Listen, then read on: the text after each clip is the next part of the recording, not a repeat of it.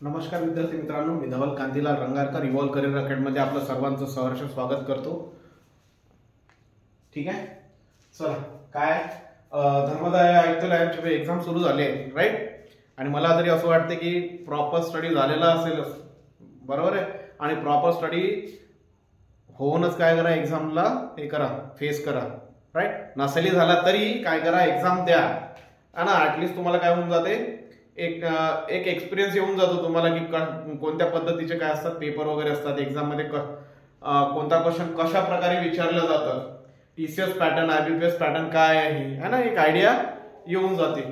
त्याच अनुषंगाने आपण काय करत आहोत, आपण जवळपास 25 क्वेश्चन मी असे घेतलेले आहेत की त्या म्हणजे धर्मदाय आयुक्तालयाच्या रिलेटेड घेतलेले आहेत. TCS pattern IBPS TCS pattern वरती आहे प्युअरली, आणि पीवायक्यू आहेत विचारलेले आहेत. आणि या येण्याचे चान्सेस सुद्धा आहेत, म्हणजे एक्सपेक्टेड सुद्धा असू शकतात, त्याच्यामध्ये एक्सपेक्टेड सुद्धा आहे right. PYQ plus expected question paper घेतलाय तो as it is right.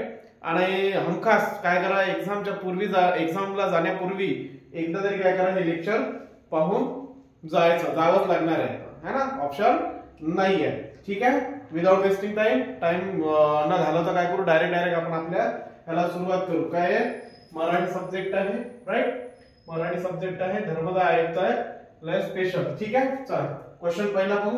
Question पहिला काय म्हणतो, हा जर भरपूर पाऊस पडला तर पाण्याची टंचाई राहणार नाही. जर भरपूर पाऊस पडला तर कशाची टंचाई राहणार नाही, पाण्याची टंचाई राहणार नाही. काय करा म्हणते रे हा, तर स्वार्थी वाक्य करा म्हणते. काय बनवायचं आपल्याला, स्वार्थी वाक्य बनवायचं आहे. स्वार्थी, विद्यार्थी, आज्ञार्थी आहेत ना, असे जे वाक्याचे प्रकार आहेत ते व्यवस्थित करून जाल, व्यवस्थित कराल राईट. विचारल्या जातात ना टीसीएस खास करून. क्लिअर आहे. मग काय करा म्हणते हा, मग तुम्हाला ऑप्शन दिलेले आहेत. ऑप्शन ए, भरपूर पाऊस पडल्यास पाण्याची टंचाई राहणार नाही राईट. नंतर भरपूर पाऊस पडावा, पाण्याची कमतरता भासू नये. नंतर पाण्याची टंचाई कमी होईल जेव्हा भरपूर पाऊस पडेल. नंतर भरपूर पाऊस पडल्यास ओला दुष्काळ होण्याची भीती आहे. आपल्याला काय करायचं असते, आपल्याला करायचं आहे, आपल्याला स्वार्थी वाक्य करायचं आहे. आपल्याला कोणतं वाक्य करायचं आहे, स्वार्थी वाक्य करायचं आहे. आणि पहा तुम्ही, जर भरपूर पाऊस पडला तर पाण्याची टंचाई राहणार नाही, याचं स्वार्थी वाक्य. स्वार्थी वाक्य काय असते रे नेमकं, याच्यामध्ये काय असतं, स्वार्थी वाक्यात सरळ सरळ काय केला जातो, काळाचा बोध केलेला असतो, बरोबर आहे. त्या वाक्यावरून फक्त काळाचा काय होतो, बोध होतो. एक जनरल स्टेटमेंट असते. स्वार्थी वाक्य म्हणजे काय, बेसिकली एक जनरल स्टेटमेंट किंवा जनरल वाक्य असते ज्याच्यामध्ये काय होतो, काळाचा बोध होतो राईट. एवढं लक्षात ठेवायचं है ना. आता मला सांगा, इथे जे वाक्य आहे याचा आपल्याला स्वार्थी बनवायचं आहे राईट. स्वार्थी म्हणजे आपल्याला फक्त काही त्याच्यातून आज्ञा होणार आहे का, नाही. कर्तव्य दिसणार आहे का, नाही. नंतर इच्छा दिसणार आहे का, नाही. योग्यता दिसणार आहे का, नाही. फक्त आणि फक्त काय होतं त्या वाक्यातनं, अशा वाक्यातनं स्वार्थी वाक्य असे असतात की ज्याच्यातून फक्त काय होतो, काळाचा बोध होतो है ना. म्हणजेच मग इथे पहा ऑप्शन ए काय म्हणतो, भरपूर पाऊस पडल्यास पाण्याची टंचाई राहणार नाही. एक जनरल स्टेटमेंट आहे है ना, पाऊस पडल्यास पाण्याची टंचाई राहणार नाही. दुसरा काय म्हणतो, पाऊस पडावा, पाण्याची कमतरता भासू नये. काही अर्थ आहे का याला, नाही. याला सुद्धा पाण्याची टंचाई कमी होईल जेव्हा भरपूर पाऊस पडेल, याला सुद्धा काही अर्थ आहे का, है ना. एक हे व्यक्त केलेली आहे या सेंटेन्स मध्ये, पाण्याची टंचाई कमी होईल जेव्हा भरपूर काय होईल, पाऊस पडेल, बरोबर आहे. जेव्हा तेव्हाचे सेंटेन्स असतात राईट, म्हणजे इथे ते लागू होत नाही. भरपूर पाऊस पडल्यास ओला दुष्काळाची काही हेच नाहीये. मग काय, option A is the right answer. भरपूर पाऊस पडल्यास पाण्याची टंचाई राहणार नाही. याच्यातून काय होते, कर्तव्य शो होते का नाही, शक्यता शो होते का नाही, योग्यता दाखवते का नाही, इच्छा होते का नाही, तर्क होते का नाही. एक जनरल स्टेटमेंट दिलेलं आहे त्यांनी की भरपूर पाऊस जर पडला तर पाण्याची टंचाई काय होत नाही, राहत नाही. क्लिअर आहे इथपर्यंत, क्वेश्चन क्लिअर आहे, क्लिअर आहे सगळ्यांना. चल नेक्स्ट क्वेश्चन पाहू.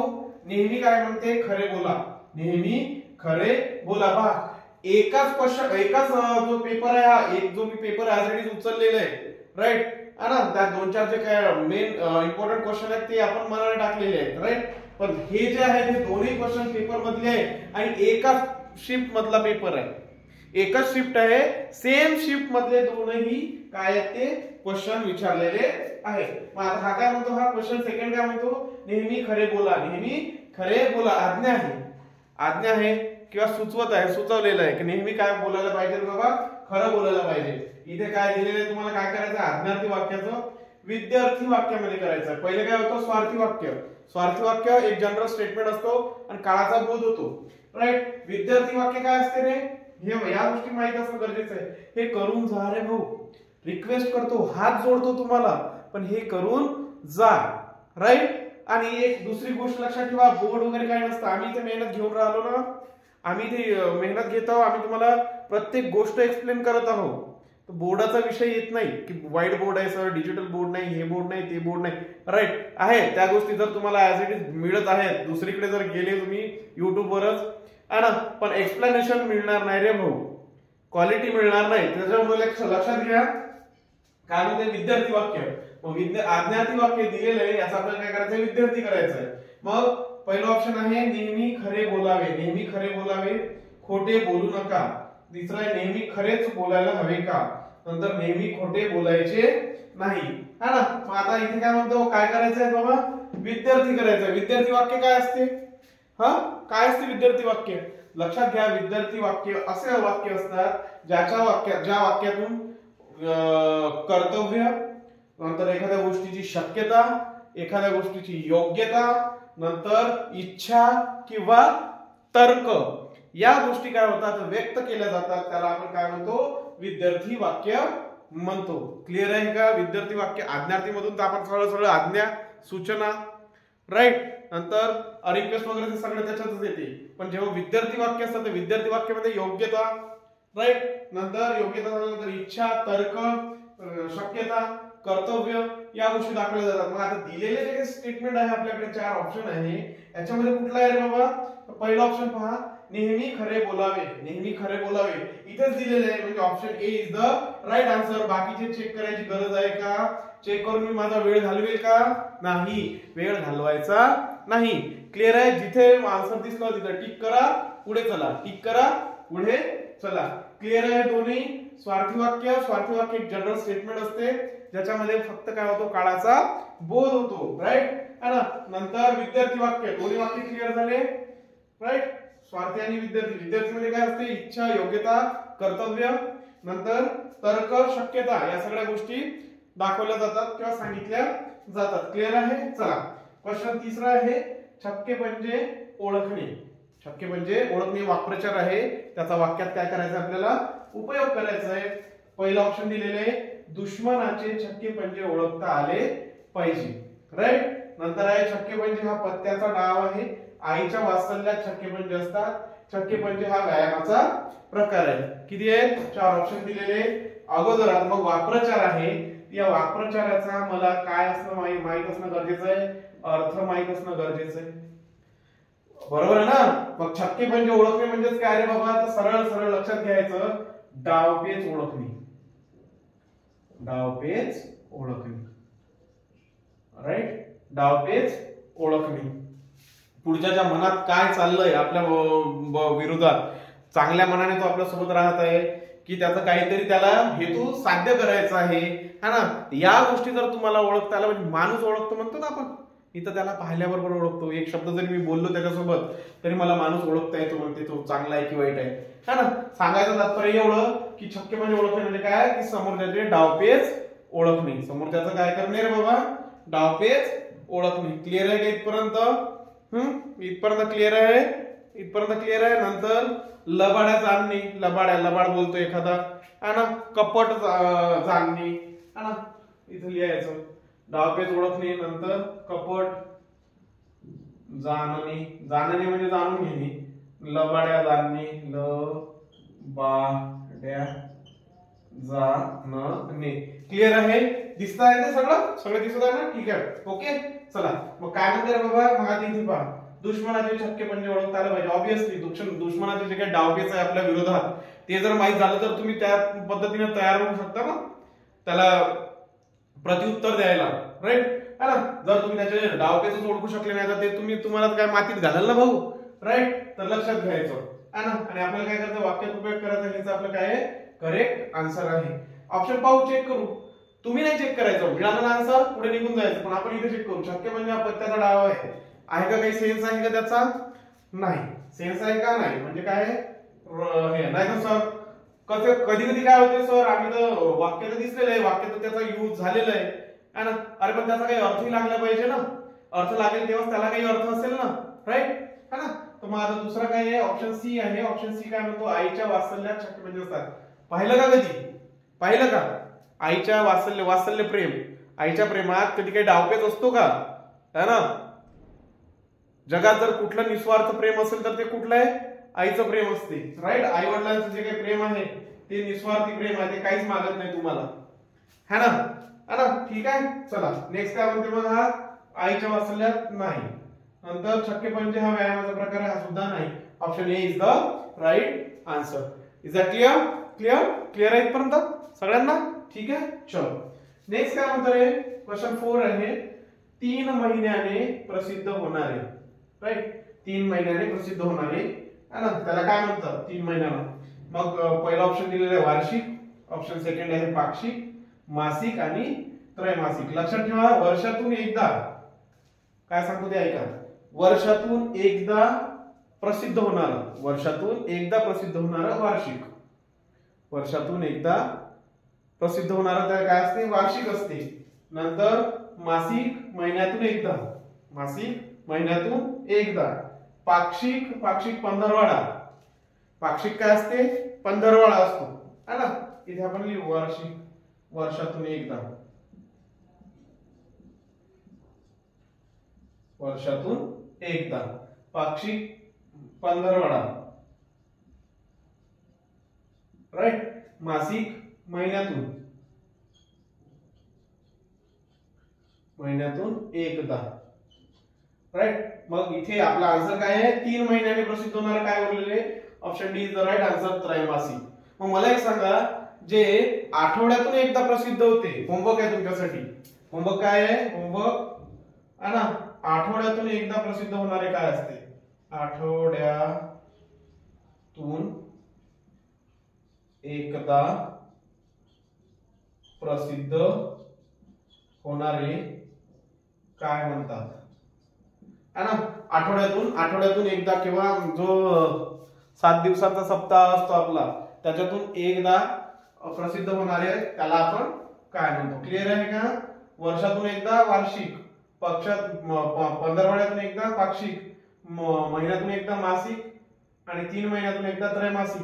नंतर आपला माझा प्रश्न काय आहे तुम्हाला, की आठवड्यातून एकदा प्रसिद्ध होणार काय असते. इथपर्यंत क्लिअर आहे, ठीक आहे. चला हा क्वेश्चन 5वा काय म्हणतो रे बाबा, श्यामची आई पुस्तक कोणी लिहिलं, श्यामची आई पुस्तक कोणी लिहिलं, काही आहे का त्याच्यामध्ये, याच्यामध्ये प्रश्नामध्ये काहीच नाही आहे सर. डोळे झाकून आम्ही याचा आन्सर देऊ शकतो. मग काय आहे ना, देऊ शकता तुम्ही प्रत्येक प्रश्नाचा डोळे झाकून आन्सर देऊ शकता, कान उघडे असल्यानंतर, राईट है ना. जर कान उघडे नसले तर तुम्हाला डोळे उघडे ठेवावे लागतात. क्लिअर आहे. चला आपण काय म्हणतो रे, ऑप्शन ए आहे वि स खांडेकर, वि स खांडेकर. नेक्स्ट काय आहे, साने गुरुजी. ऑप्शन सी आहे नरेंद्र दाभोळकर, नरेंद्र दाभोळकर. आणि ऑप्शन डी आहे गंगाधर गाडगे, है ना. काय व्हायचं, आम्ही शाळेत असताना साने गुरुजी जे काही पुस्तक आहे आपलं, सॉरी श्यामची आई, है ना, श्यामची आई पुस्तकाचं डेली वाचन व्हायचं आम्ही शाळेत असताना. ज्यावेळेस तुमचा प्रेयरचा हे असतो ना, मूल्य शिक्षणाचा तास, तेव्हा आणि तेव्हापासून माहित होतं की हे पुस्तक कोणाचं आहे बाबा, साने गुरुजींचं आहे. महाराज काही सगळ्यांनाच माहित आहे, महाराष्ट्रात तयारी करणारे असो किंवा तयारी करणारे नसतील ते सुद्धा काय करतील, त्याचं बरोबर उत्तर देऊन येतील. क्लिअर आहे का, क्लिअर आहे इथपर्यंत, ठीक आहे. चला नेक्स्ट क्वेश्चन काय आहे, क्वेश्चन 6.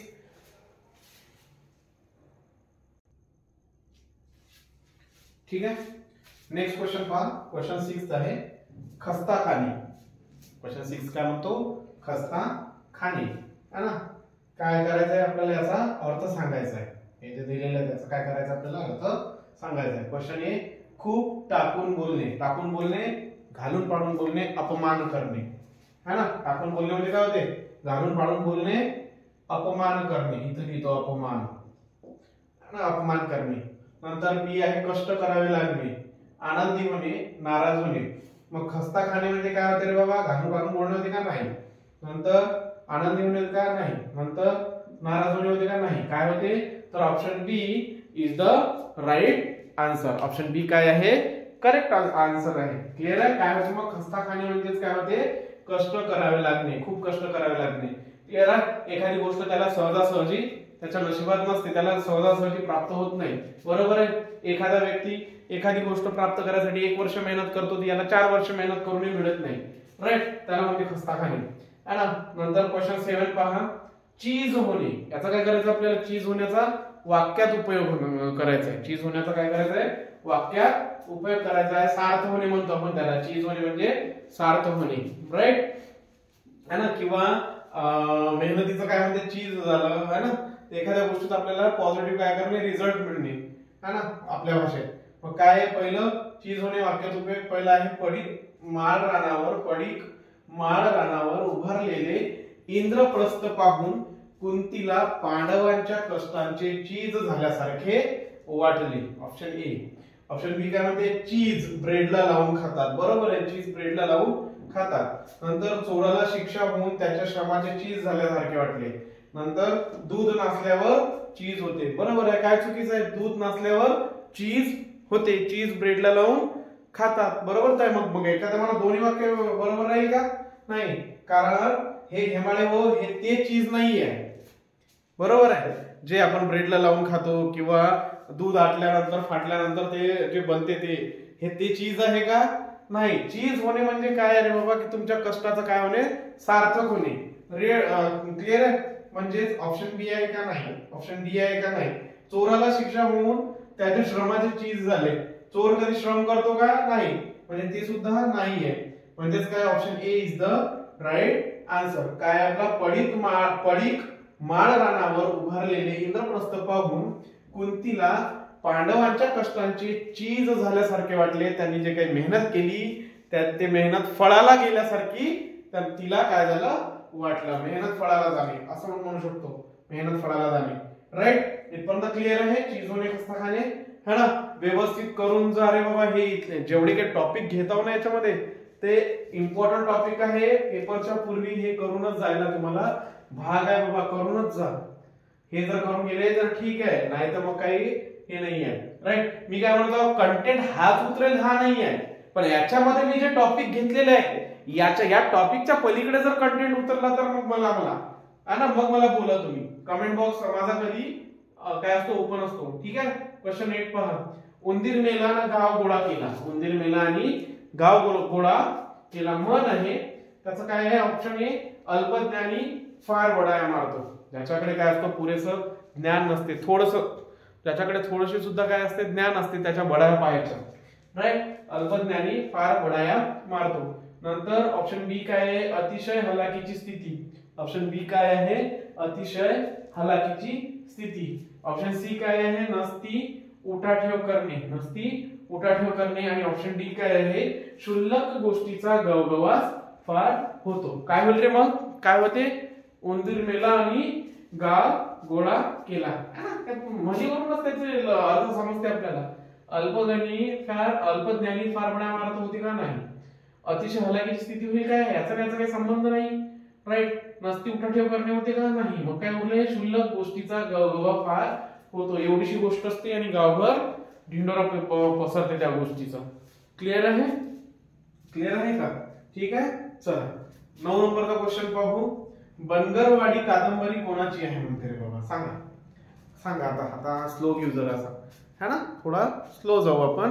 बनगरवाडी जी कादंबरी आहे, बनगरवाडी कादंबरी ही कोणाची आहे म्हणते. मग बनगरवाडी कादंबरी कोणाची आहे सांगा. मग काय आहे पहिला ऑप्शन गोदावरी परुळेकर, नंतर व्यंकटेश माडगुळकर, नंतर अण्णाभाऊ साठे, कुसुमावती देशपांडे.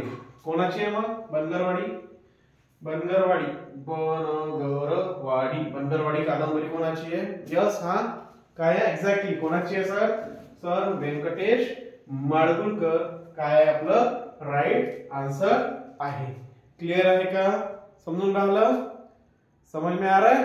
चलो नेक्स्ट काय आहे रे, नेक्स्ट आहे मी पहाटे उठून व्यायाम करतो व तासभर वाचन करतो. क्वेश्चन 10 आहे आपला. मी पहाटे उठून काय करतो म्हणते व्यायाम करतो व तासभर वाचन करतो. तर आपल्याला काय करायचं आहे तर आपल्याला वाक्याचा प्रकार ओळखायचा आहे।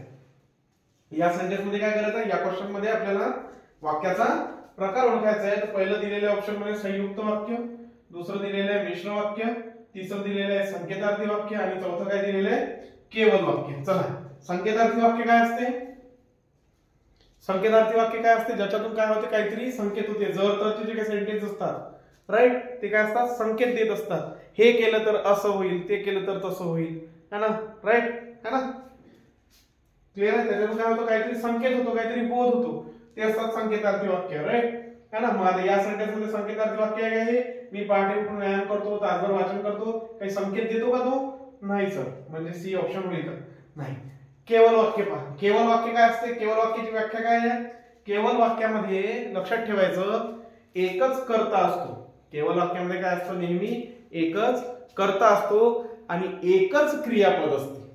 केवल वाक्यामध्ये केवल वाक्य कसं ओळखायचं, केवल वाक्यामध्ये नेहमी काय असते, एकच कर्ता असते आणि एकच क्रियापद असते, ते काय असते तर बाबा केवल वाक्य असतात। एकच कर्ता ज्याला आपण काय म्हणतो उद्देश पण म्हणतो, कर्त्याला काय म्हणतो आपण उद्देश म्हणतो आणि क्रियापदाला काय म्हणतो विधेय म्हणतो, क्रियापदाला काय म्हणतो आपण विधेय म्हणतो। तर लक्षात ठेवायचं केवल वाक्य काय असते, संकेतार्थी वाक्य, संकेतार्थी वाक्य असतात ज्याच्यातून काहीतरी काय होतं संकेत दिल्या जातात, राईट। आणि केवल वाक्य काय असतात तर ज्याच्यातून काय होते, ज्याच्यामध्ये असे वाक्य असतात, केवल वाक्य हे असे वाक्य असतात ज्याच्यामध्ये केवळ एकच कर्ता असतो आणि एकच क्रियापद असते, त्या वाक्यांना काय म्हणतो आपण केवल वाक्य म्हणतो। मग आता इथे पाहायचं, मी पहाटे उठून व्यायाम करतो व तासभर वाचन करतो। आता इथे मी सर आपण काय बोललो की केवल वाक्यामध्ये काय असते एकच कर्ता असते, मग इथे दोन्ही काम कोण करून राहिलं, मीच करताय, म्हणजे पहिला जो काही रूल आहे तो सॅटिस्फाईड झाला है ना, की काय असते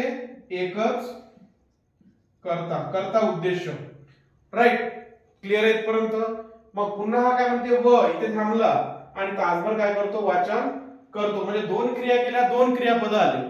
पण केवल वाक्य काय म्हणते की एकच कर्ता पाहिजे आणि एकच क्रियापद पाहिजे, म्हणजेच इथे हे बरोबर होईल का, नाही। केवल वाक्य काय झालं, ऑप्शन डी आपला रॉंग आहे। हा मग आता मिश्र वाक्य रे बाबा, मिश्र वाक्य कसे ओळखतो आपण, मिश्र वाक्य सुद्धा काय असतात रे, मिश्र वाक्यामध्ये आपण लक्षात ठेवायचं असेल तर जेव्हा तेव्हा, जर तर, नंतर जो, नंतर कारण, कारण की, है ना, असे काय असतात रे बाबा, तर असे शब्द येत असतात, बरोबर है ना, लक्षात घ्यायचं। मिश्र वाक्य जर ओळखायचं असेल तर मिश्र वाक्यामध्ये काय असते, जर तर, कारण की, कारण, है ना, नंतर जेव्हा तेव्हा, जे, तो, है ना, तर हे शब्द येत असतात। तर असं काही आहे का याच्यात कारण, कारण की वगैरे नाही ना, म्हणजे हे मिश्र वाक्य सुद्धा नाहीये, काय बोललो संयुक्त वाक्य आहे। आणि लक्षात घ्यायचं संयुक्त वाक्यामध्ये काय असते, आणि, व, नंतर पण, किंवा, आणि, व, पण, किंवा, हे काय असतात उभयन्वयी अव्यय यूज केलेले असतात। क्लिअर आहे इथपर्यंत, इथपर्यंत क्लिअर आहे सगळ्यांना, सगळ्यांना क्लिअर आहे। चला मग हे जे दिलेलं वाक्य आहे, मी पहाटे उठून व्यायाम करतो व तासभर काय करतो वाचन करतो, हे कोणत्या वाक्याचा प्रकार आहे, संयुक्त वाक्याचा प्रकार आहे। कसा ओळखला, आणि, व, पण, किंवा, आणि, व, पण, किंवा, संयुक्त वाक्य। संयुक्त वाक्य म्हटलं तर लक्षात ठेवायचं आणि, व, पण, किंवा, राईट, हे झालं संयुक्त वाक्य है ना। केवल वाक्य लक्षात ठेवायचं असेल तर केवल वाक्य एकच कर्ता, कर्त्याला उद्देश म्हणतो, आणि एकच क्रियापद, एकच कर्ता एकच क्रियापद, क्रियापदाला काय म्हणतो आपण विधेय म्हणतो। मिश्र वाक्यामध्ये काय असते, जेव्हा तेव्हा, तो, जर तर, कारण, कारण की, या शब्दाने वाक्य काय असतात जोडलेले असतात।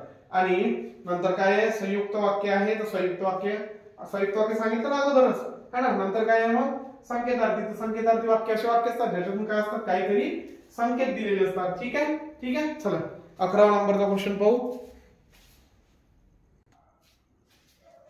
ठीक आहे, चलो क्वेश्चन 11 पहा, काय म्हणते हा, लिखित, काय दिलेलं आहे, लिखित शब्द आहे, त्याचा आपल्याला काय पाहिजे अँटोनिम्स पाहिजे, सॉरी विरुद्धार्थी शब्द पाहिजे। मग काय ऑप्शन, वाचिक, बी ऑप्शन आहे कायिक, सी ऑप्शन दिलेले आहे मौखिक, आणि डी काय ऑप्शन आहे अलिखित। लिखित, लिखितला वाचिक होईल का, नाही, बरोबर, नंतर कायिक नाही, नंतर मौखिक नाही, लिखितला काय होईल अलिखित, लिखितला काय होईल अलिखित काय आहे आपलं बरोबर उत्तर आहे. क्वेश्चन 12वा पहा काय करून द्या. क्वेश्चन 12वा छातीचा कोट करणे. छातीचा कोट करणे त्याचा वाक्प्रचार आहे, त्याचा काय करायचं आपल्याला वाक्यात उपयोग करायचा आहे. तो क्वेश्चन ऑप्शन ए काय म्हणतो, छातीचा कोट केल्याने पावसात भिजत नाही. राईट, छातीचा कोट केल्याने काय होते म्हणते पावसात भिजत नाही. छातीचा कोट करून झाडावर फुले फुलतात. है ना, काय करायचं छातीचा कोट करायचा आणि पाहायचा झाडावर फुले फुलतात का. तर नंतर मावळ्यांनी छातीचा कोट करून शिवरायांच्या स्वराज्य स्थापनेचे स्वप्न साकार केले. हा ना, काहीतरी अर्थपूर्ण वाक्य आहे हे. नंतर छातीवर कोट घातल्याने थंडी वाजत नाही. बरोबर आहे है ना. पण मुळात छातीचा कोट करणे म्हणजे काय रे बाबा, छातीचा कोट करणे म्हणजे काय, धैर्य आणि शर्थीने काय करणे, लढणे है ना, मेहनत करणे. छातीचा कोट करणे म्हणजे अतिशय काय करणे, मेहनत करणे. क्लिअर आहे. मग आता इथे काय होईल, छातीचा कोट केल्याने पावसात भिजत नाही असं आहे का काही नाही. ऑप्शन ए काय आहे तुमचं रॉंग ऑप्शन आहे. नंतर छातीचा कोट करून झाडावर फुलं फुलताना पाहिलं का रे बाबा, नाही. हा, तर ऑप्शन सी काय आपलं राईट आन्सर आहे. ऑप्शन डी सुद्धा नाही आहे. मावळ्यांनी छातीचा कोट करून शिवरायांचे स्वराज्य स्थापनेचे स्वप्न काय केले, साकार केले. मावळ्यांनी म्हणजे विचार केला का आपल्या जीवाची सुद्धा त्यांनी काय केलेली नाही, पर्वा केलेली नाही है ना. जीवाची सुद्धा त्यांनी काय केलेली नाही, पर्वा केलेली नाही है ना. तर जीवाची पर्वा न करता ते काय केले, लढले. आणि त्यांनी काय केलं, महाराजांचं जे काही स्वराज्य स्थापनेचं स्वप्न होतं ते काय केलं रे भाऊ, त्यांनी साकार केलं. क्लिअर आहे. चला क्वेश्चन 13वा आहे. क्वेश्चन 13वा काय म्हणतो, वक्र शब्द दिलेला आहे. वक्र, राईट, वक्र शब्द दिलेला आहे आणि त्याचा आपल्याला काय पाहिजे, अपोजिट वर्ड पाहिजे, अँटोनिम्स पाहिजे, विरुद्धार्थी शब्द पाहिजे. मग वक्राचा विरुद्धार्थी वाकडा होईल का, नाही. सरळ होईल का, गोल होईल का, नाही. तिरपा होईल का, नाही. काय होईल, सरळ होईल. वक्र म्हणजे असा, हा वक्र झाला. तर याचा काय होईल, सरळ होईल ना, सरळ सरळ. क्लिअर आहे. ठीक आहे. चलो नेक्स्ट क्वेश्चन पाहू. क्वेश्चन 14 है ना, वेळ भरपूर झालाय, लवकरात लवकर आटपू ना. मग 14 नंबरचा क्वेश्चन काय म्हणतो, गुराख्याने गाईस मारले. गुराख्याने गाईस काय केले, मारले. प्रयोग ओळखायचा आहे. प्रयोग काय करायचा आहे, ओळखायचा आहे. ओळखायचं काय, लगेच ओळखायला येतं. पहिला ऑप्शन आहे भावे, ऑप्शन सेकंड आहे कर्मणी, नंतर पुराण कर्मणी आणि कर्तरी. कर्त्याला काय लागलेलं आहे रे बाबा, प्रत्यय लागलेला आहे म्हणजे कर्तरी नाहीये. कर्माला काय कर्माला काय लागलेलं आहे, इथे सुद्धा काय लागलेलं आहे, प्रत्यय लागलेला आहे म्हणजे कर्मणी नाहीये. कर्मणी नाही त्याच्यात पाहायची काही गरजच नाही. काय सरळ सरळ तुमचा भावे प्रयोग आहे. जेव्हा काय होते, कर्ता आणि कर्म दोघांनी काय होते, प्रत्यय लागून येतात. राईट, तेव्हा काय असतो, तो भावे प्रयोग असतो. तो कर्तरी नसतो आणि कर्मणी सुद्धा नसतो. इथपर्यंत क्लिअर आहे. क्लिअर आहे इथपर्यंत. चला नेक्स्ट क्वेश्चन आहे, शंकराची उपासना करणारा कोण असतो म्हणते. त्याला आपण असं म्हणून वन वर्ड सबस्टिट्यूशन असतात. त्याला काय म्हणतो आपण, वन वर्ड सबस्टिट्यूशन. शब्दसमूहासाठी एक शब्द, शब्दसमूहासाठी एक शब्द. राईट, मग त्याला काय, ऑप्शन ए पहा जैन, ऑप्शन बी आहे बौद्ध, ऑप्शन सी काय आहे महानुभवी आणि ऑप्शन डी काय आहे शैव. तर शंकराची उपासना कोण करतात रे बाबा, कोणत्या पंथातील लोक करतात. तर सर शंकराची उपासना आहे हे शैव पंथातील लोक करतात. जैन मुनी करतात का नाही, महानुभव पंथी करतात का नाही, बौद्ध धर्माने करतात का नाही है ना. जैन म्हणजे इथे महावीर, बरोबर. बौद्ध म्हणजे भगवान बुद्ध, गौतम बुद्ध. राईट, महानुभव पंथ असतात ना चक्रधर स्वामी. महानुभव पंथ काय, चक्रधर स्वामी. राईट, आणि महानुभव पंथाबद्दल एक ग्रंथ सुद्धा विचारतात, लीळा चरित्र. राईट है ना. तर इथे काय आपला आन्सर काय आहे, शैव. आपला आन्सर काय आहे, शैव. ठीक आहे. क्वेश्चन 16 पहा, हिंदू जगण्याची समृद्ध अडगळ. कादंबरी आहे हिंदू जगण्याची समृद्ध अडगळ. ही कादंबरी जी आहे ही कोणी लिहिली ते सांगायचं आपल्याला. तर मग ऑप्शन ए मध्ये काय रे भाऊ, भालचंद्र नेमाडे. भालचंद्र नेमाडे. नंतर शिवाजी सावंत, नंतर द्रवी सरदेशमुख आणि रंगनाथ पठारे. राईट, तर मग काय आन्सर काय, शिवाजी सावंत आहे का नाही, रंगनाथ पठारे नाही. काय आन्सर याचं, भालचंद्र नेमाडे. भालचंद्र नेमाडे यांनी लिहिलेली कादंबरी कोणती आहे, हिंदू जगण्याची समृद्ध अडगळ. हिंदू जगण्याची समृद्ध अडगळ. इथे जे काही टॉपिक होत आहे तुमचे ते टॉपिक व्यवस्थित पाहून जा, रिवाइज करून जा त्यांना क्वेश्चन सुटायला नको. नेक्स्ट घ्यायचं क्वेश्चन 17 आहे नाच. याचा काय करायचं आपल्याला योग्य अर्थ सांगायचा आहे. तर ऑप्शन दिलेले आहे आभाळ भरून आल्यास मोराची केकावली ऐकू येते. आभाळ भरून आल्यास मोराची केकावली ऐकू येते. काय नाचाचा आणि याचा काही संबंध आहे का? नाही.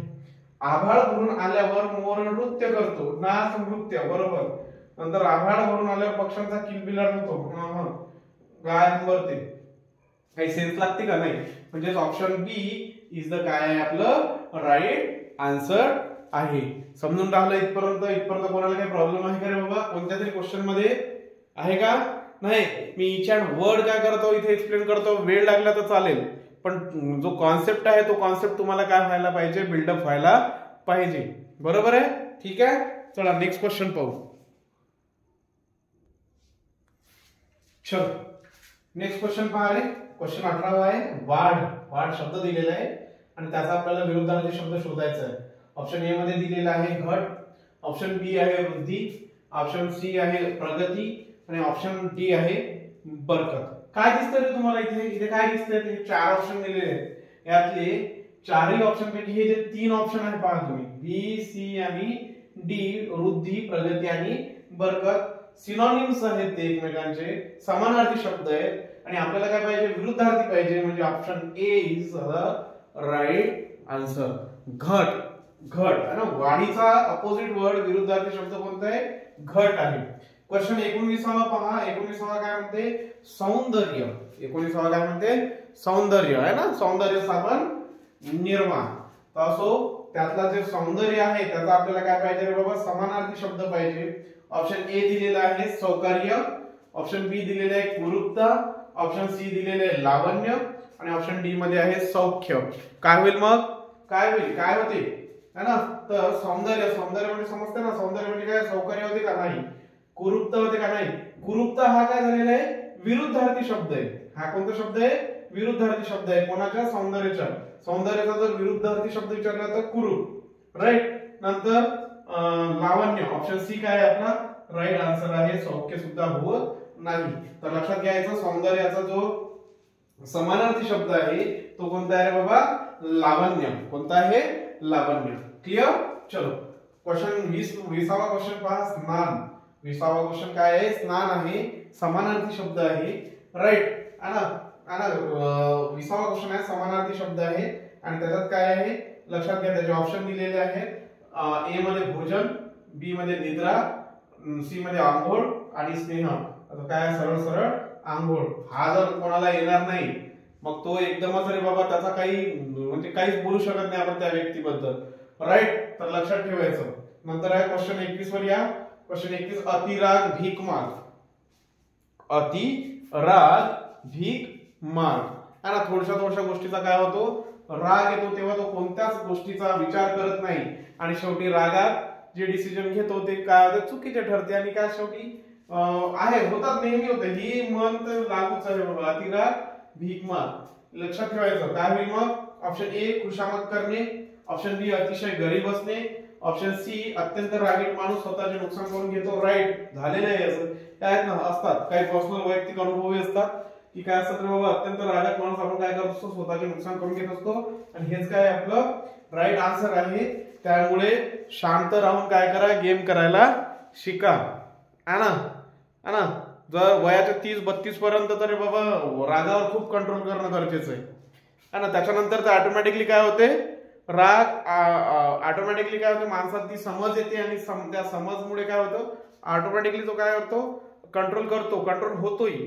पण वयाचा जे काही तुमचं समजा 30 वर्षापर्यंत 28 वर्षापर्यंत आहे तोपर्यंत राग कंट्रोल करा आणि तुमच्या जो काही ध्येय आहे, जे काही गोल आहे, जे काही तुम्हाला अचिव्हमेंट अचीव करायची आहे त्याच्यावरती फक्त फोकस करा. बाकींच्याकडे लक्ष ठेवायचं नाही. क्वेश्चन 22 22वा क्वेश्चन आहे रामप्रहर. रामप्रहर अर्थ ओळखा म्हणते. ऑप्शन ए दिलेला आहे रात्र, ऑप्शन बी दिलेला आहे दुपार, ऑप्शन सी दिलेला आहे संध्याकाळ आणि ऑप्शन डी काय आहे?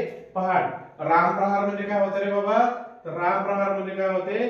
सकाळ होते. रामप्रहार म्हणजे काय होते? सकाळ होते. आणि सकाळचा शब्द आहे का इथे? रात्र नाही, दुपार नाही, संध्याकाळ नाही, पहाट. पहाट म्हणजे सुद्धा काय आहे? पहाट म्हणजे सुद्धा काय होते? सकाळ होते. क्लिअर आहे का? क्लिअर आहे इथपर्यंत 22? चला टाइमपास न करता काय करू क्वेश्चन 23 मध्ये. इथपर्यंत कोणाला काही अडचण आहे का? क्वेश्चन 22 पर्यंत सर फास्ट होत आहे असं वगैरे नाही ना? कळतंय ना? हे काही एक्सप्लेन करण्यासारखं नाहीये म्हणून मी एक्सप्लेन करत नाहीये. ठीक आहे. चला पद्मनाभ है ना? काय करायचं आपल्याला? समास ओळखायचा आहे. पद्मनाभ मध्ये काय करायचं आपल्याला? समास ओळखायचा आहे. तर त्याच्यासाठी आता फोड करणं आवश्यक आहे. राईट. आता काय करावं लागेल आपल्याला? सामासिक शब्द तयार करायचा नाही. पद्मनाभ मग काय होईल याचं? पद्म आहे ज्याच्या नाभीत. पद्म कमळ. पद्म आहे ज्याच्या नाभीत. असा कोण रे बाबा? तर असा असतो विष्णू. मग आता पद्मही वेगळं, नाभी वेगळं, बरोबर आहे ना? दोन शब्द आहे आणि त्या दोन शब्दातून तिसऱ्याच शब्दाचा काय होत आहे? उल्लेख होत आहे. बरोबर आहे? दोन शब्द एकत्र आलेले आणि त्या दोन शब्दातून त्या दोन शब्दांचा पर्टिक्युलर अर्थ होतोय का? नाही. तिसऱ्याच शब्दाचा काय होऊन राहिला? उल्लेख होऊन राहिला. आणि असा जो काही समास असतो तो कोणता समास असतो? तत्पुरुष असतो का? नाही. द्विगु असतो का? नाही. अव्ययभाव असतो का? नाही. काय असतो रे बाबा? हा बहुव्रीही असतो. काय असतो? बहुव्रीही असतो, है ना?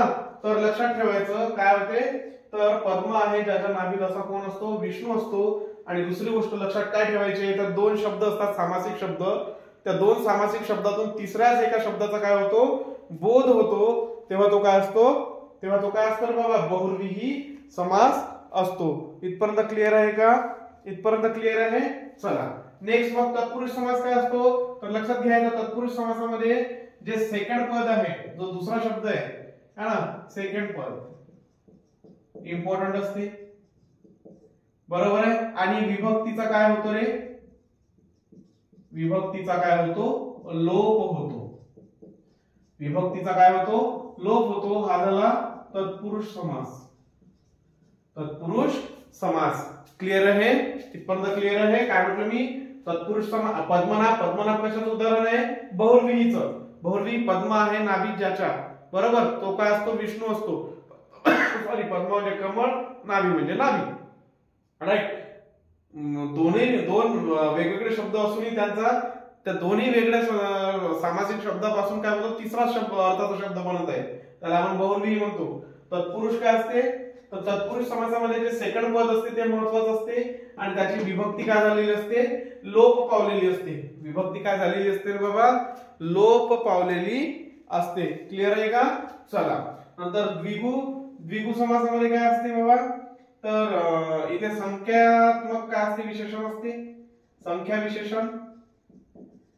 विशेषण प्लस समूहाचा काय होतो? बोध होतो. संख्या विशेषण. द्विगु समासात काय होते? संख्या विशेषण असते. पहिलं पद जे आहे ते काय असते? संख्या विशेषण असते. आणि प्लस काय असतं? त्याच्यातून समूहाचा, विशिष्ट समूहाचा काय होतो? बोध होतो. अव्ययभाव आ यथा प्रति, नंतर बे, दड, बेला, है ना, बर, गैर, है ना, हे सगळे काय येतात? त्या अव्ययभाव समासाच्या उदाहरणामध्ये शब्द येतात. क्लिअर आहे का? चारही लक्षात घ्या. इथेच क्लिअर झालं. काही वेगळं सेशन घ्यायची गरज नाहीये, है ना? तत्पुरुष समासामध्ये सेकंड पद महत्वाचं असते. विभक्तीचा लोप झालेला असतो. द्विगु समास पहिलं पद जे आहे संख्या विशेषण असते आणि दुसऱ्या त्याच्यातून काय होतो? समूहाचा बोध होतो. अव्ययभाव समास कसा ओळखायचा? तर सरळ हे पाहायचे. आ यथा प्रति, बेदर, बेला, बर, गैर, हर, राईट, है ना? आणि नंतर बहुव्रीही मध्ये काय असते? तर दोन जे सामासिक शब्द असतात त्या दोन सामासिक शब्दातून तिसऱ्याच अर्थाचा काय होतो? शब्द तयार होत असतो. ठीक आहे. चला क्वेश्चन 24 पहा. अभिमन्यू जयद्रथाकडून मारला जातो. प्रयोग ओळखायचा आहे आपल्याला, है ना? एक लक्षात घ्यायचं, हे असे जे प्रयोग असतात याच्याकडून त्याच्याकडून वगैरे, आहे ना? तर हा कोणता प्रयोग असतो रे बाबा? समापन असतो का? नाही. कर्मणी असतो. पण कोणता?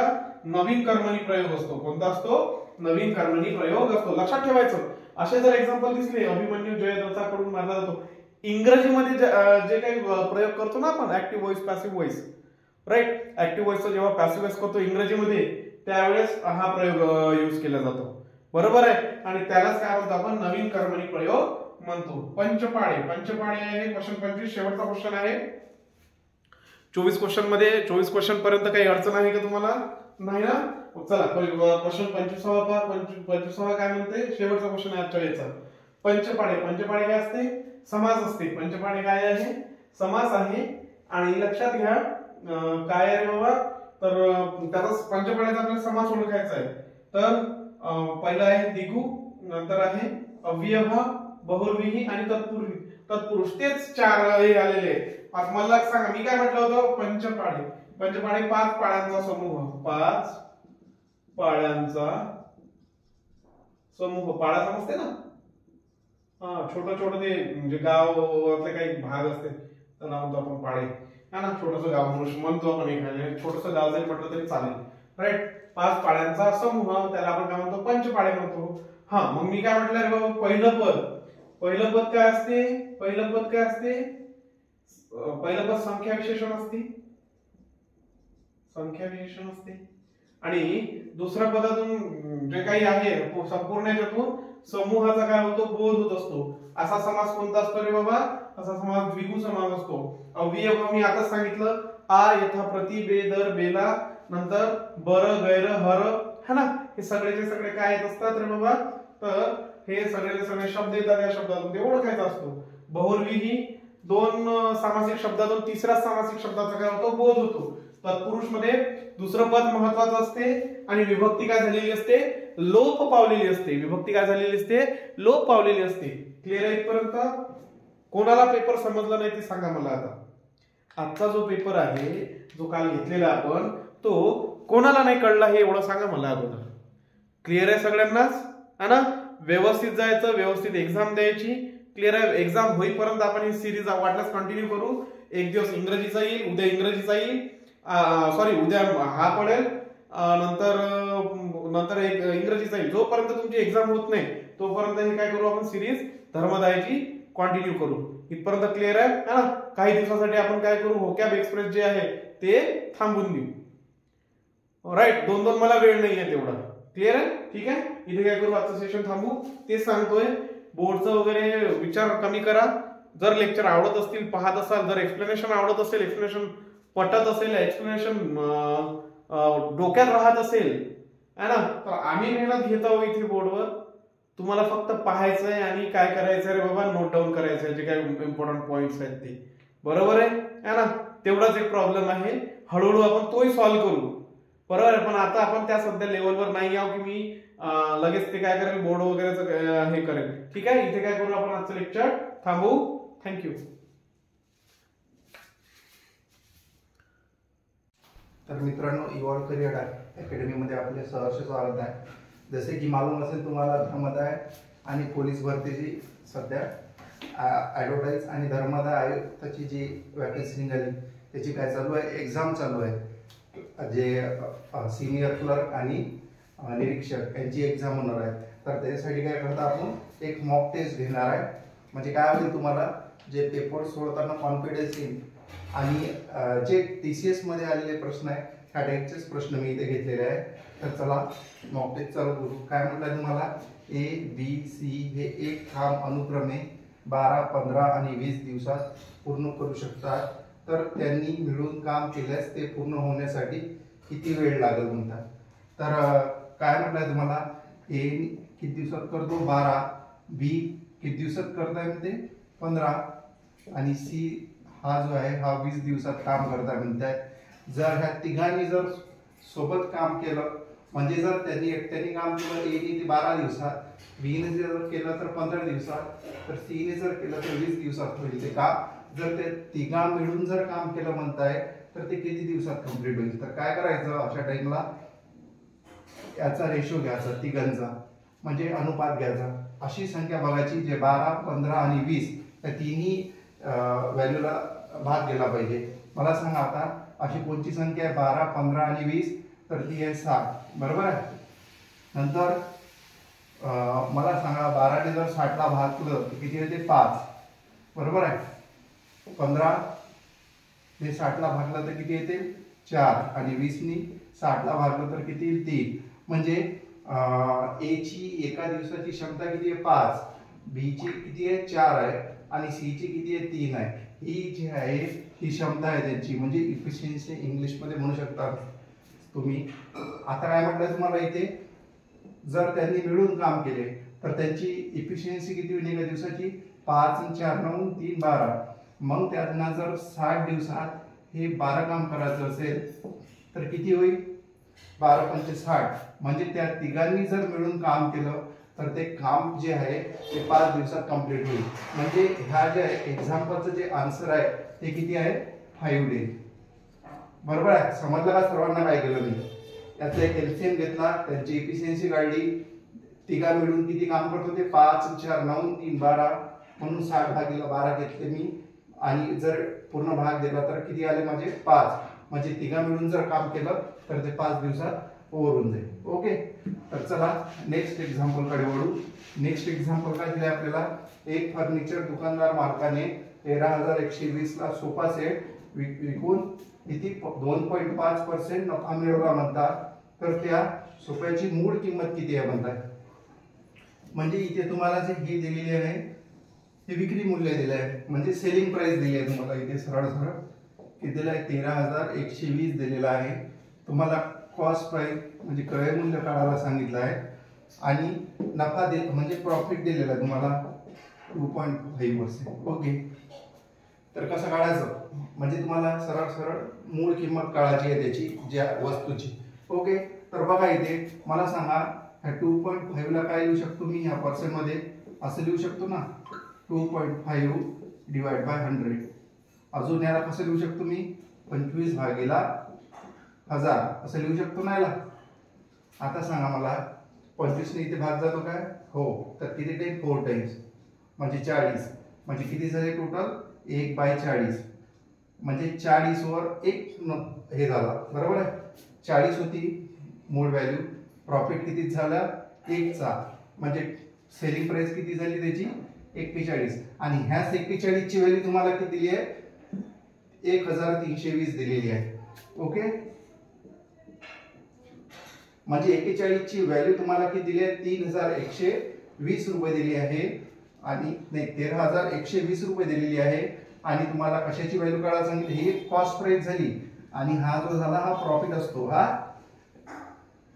तर तुम्हाला कशाची व्हॅल्यू काढायची, 40 ची व्हॅल्यू काढायची. आता भाग द्या, 40 गुणिले 3 किती होतो, 123 होतो, बरोबर आहे. आणि नंतर किती टाइम्स जातो, 2 टाइम्स, बरोबर आहे.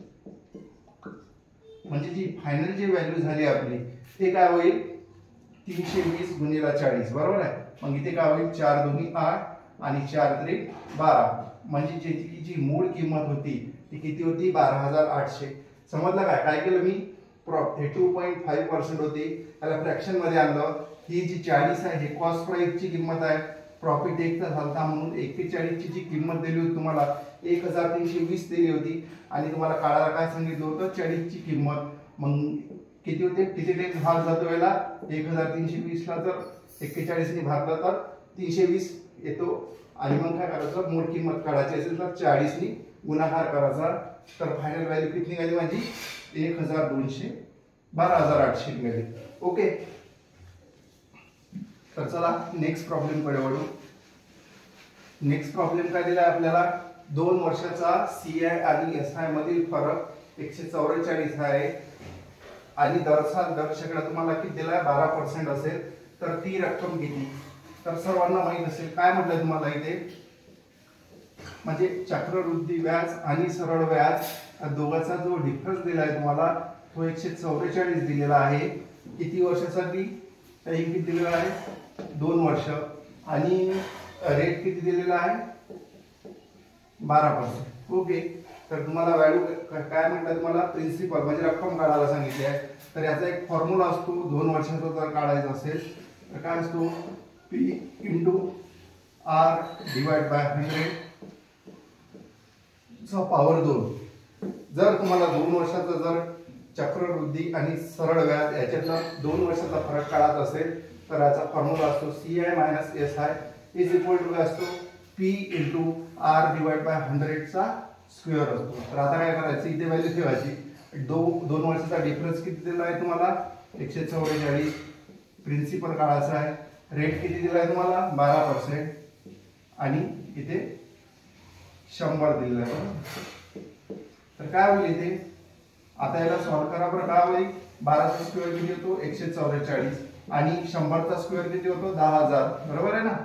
इथे काय होईल 144 काय होईल 144 कॅन्सल होऊन जाईल. म्हणजे तुम्हाला जे प्रिन्सिपल पाहिजे होतं म्हणजे रक्कम पाहिजे होती ती किती निघाली 10,000. ओके, समजलं का सर्वांना. कंपाऊंड आणि एसआयचा डिफरन्स दिला होता, रेट दिला होता, टाइम दिला होता. याचा जो फॉर्म्युला असतो तो असतो P × R डिवाइड बाय 100 चा स्क्वेअर असतो. इथे 144 व्हॅल्यू मी मला प्रिन्सिपल काढायचा होता. 12चा स्क्वेअर किती होतो 144, 100चा स्क्वेअर किती होतो 10,000. ओके, 144 काय होऊन जाईल कॅन्सल होऊन जाईल. तर चला नेक्स्ट क्वेश्चन कडे वळू. नेक्स्ट क्वेश्चन काय दिला आपल्याला 1331 क्यूब ग्रुप मध्ये दिला आहे तुम्हाला 1331 इंटू 1728 इंटू 100 दिलेला आहे तुम्हाला.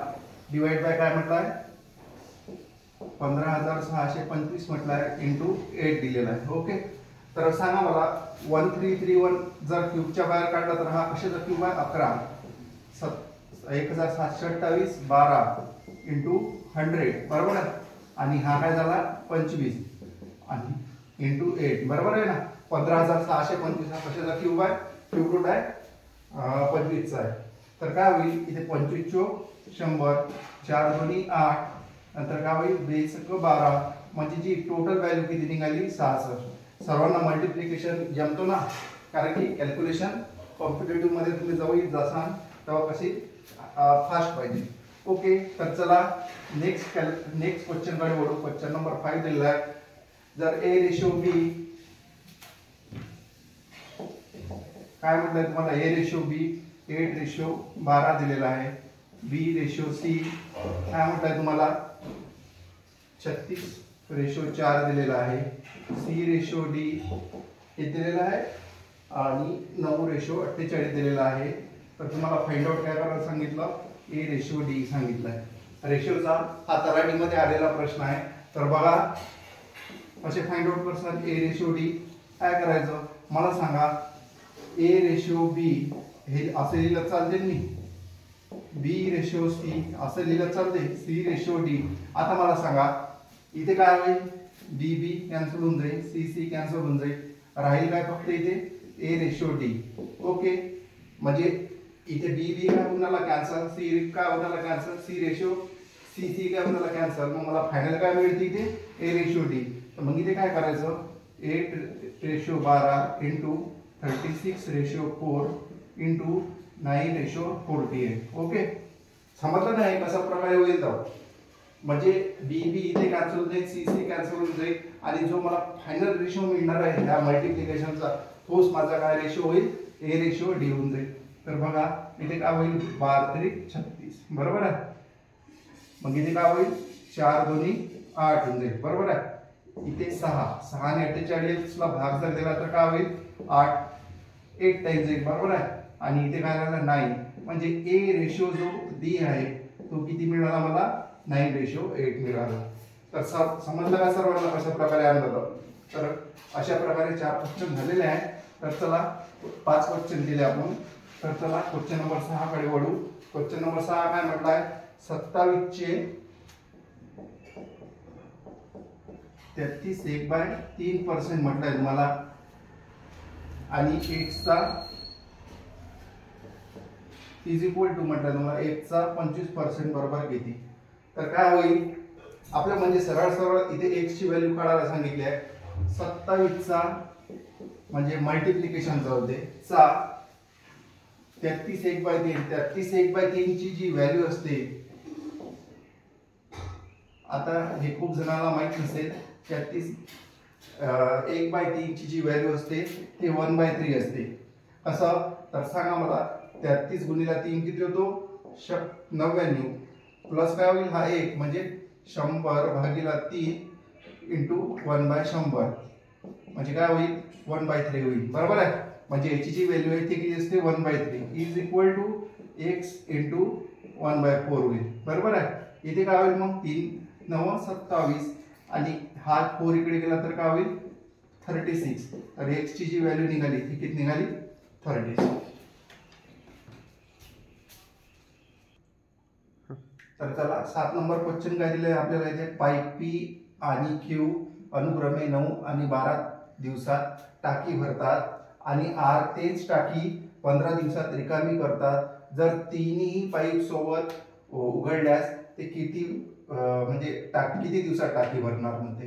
तर काय होईल, काय म्हटलं तुम्हाला, पी किती दिवसात भरताय म्हणते 9, क्यू किती 12 आणि आर तेच टाकी किती दिवसात भरणार आहे, 15 दिवसात भरणार आहे. बरोबर आहे. जर आर ही टाकी खाली करणारी आहे म्हणजे निगेटिव्ह काम करणारी आहे आणि पी आणि क्यू हे काय करून आली, पॉझिटिव्ह काम करून आली.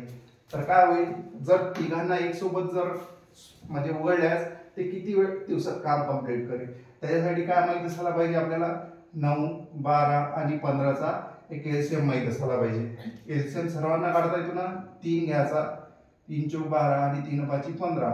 आता जातो का भाग, नाही. काय होईल, 5 चौक 20, 20 9 180. बरोबर आहे. म्हणजे यांचा जो एलसीएम आहे तो किती आहे, 180 आहे. बरोबर आहे ना. आता लक्षात आलं तुम्हाला एलसीएम वगैरे काढणं, एलसीएम खूप महत्वाचा असतो अशा एक्झाम्पल मध्ये. आता पण ह्या प्रॉब्लेम मध्ये काय म्हटलं तुम्हाला, पी 9 दिवसात म्हणजे 9 दिवसात भरताय म्हणते, क्यू पण 12 दिवसात भरताय. फक्त आर हा जो पाईप आहे हा निगेटिव्ह काम करताय म्हणजे नकारार्थी काम, म्हणजे तो म्हणजे जे भरत आहे ते खाली करण्याचं काम करत आहे. ओके.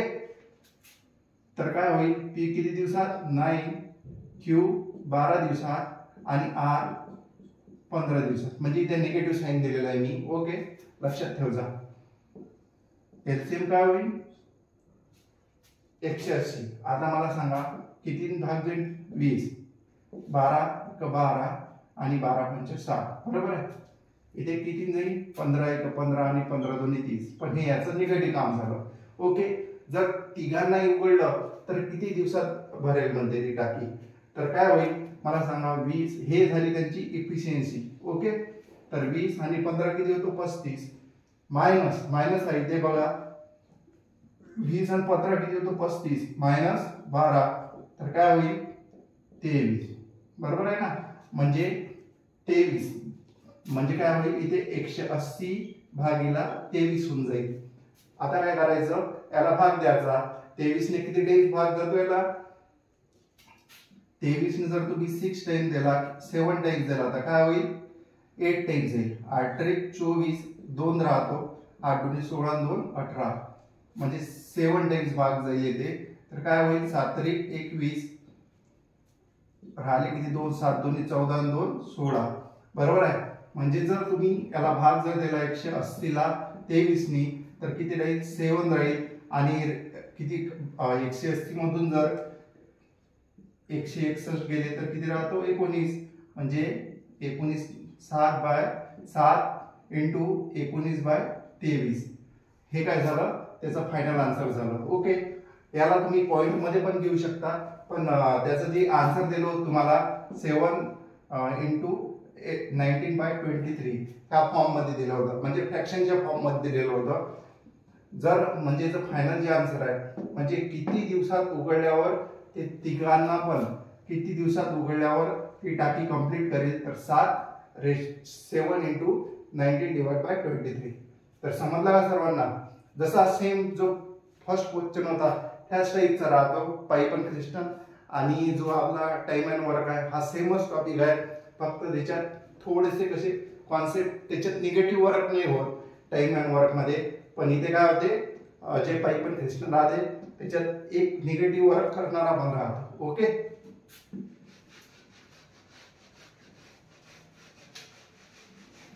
तर चला नेक्स्ट क्वेश्चन कडे वळू. नेक्स्ट क्वेश्चन काय दिला आपल्याला, 64x4 या संख्येचा प्रमाणात आहे. तर म्हणजे काय म्हणतात, 64x4 या संख्या प्रमाणात आहे, तर x ची व्हॅल्यू सांगा. म्हणजे सरळ सरळ तुम्हाला तृतीय घात विचारला इथे, याला असं लिहित असते 64x डिवाइड बाय 4. मग काय होईल इथे ह्या फॉर्म मध्ये लिहायला लागते गुणोत्तर असलं तर. म्हणजे तुम्हाला सरळ सरळ 64 गुणोत्तर 1 बरोबर काय दिलं होतं, x गुणोत्तर 4 ह्या प्रमाणात आहे म्हणताय, तर तुम्हाला x ची व्हॅल्यू काढायची आहे. तर याला जर लिहिलं तर ह्या फॉर्म मध्ये होऊन जाईल. आता मला सांगा, हा एक इकडे गेला तर काय होईल, एक्स स्क्वेअर होऊन जाईल. इकडे काय होईल, 64 गुणिला 4 म्हणजे काय होईल 256. X square is equal to 256 होईल. आणि 256 हा कशाचा स्क्वेअर आहे, हा 16चा स्क्वेअर आहे. म्हणजे ती व्हॅल्यू काय झाली, एक्स इज इक्वल टू काय झालं, 16 झालं. ओके, समजलं का सर्वांना? असे 3 जर प्रमाणात दिले असेल तर तुम्हाला तृतीय घात विचारला आहे असं समजायचं. 4 दिले असेल तर फोर्थ घात म्हणजे फोर्थ हे पॉवर विचारला आहे असं लक्षात ठेवायचं. ओके,